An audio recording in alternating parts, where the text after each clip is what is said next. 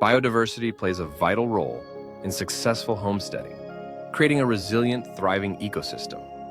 By incorporating a variety of plants and animals, you can enhance soil health, promote pollination, and create natural pest control. A diverse garden attracts beneficial insects, birds, and other wildlife, which contribute to pollination and pest management, reducing the need for synthetic chemicals.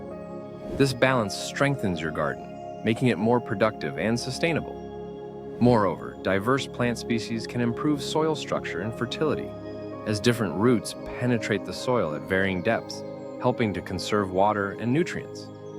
When raising animals, diversity is equally important.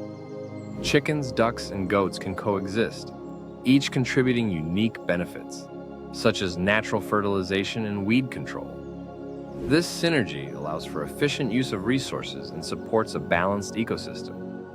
Additionally, biodiversity helps in adapting to environmental changes and challenges, such as pests and diseases.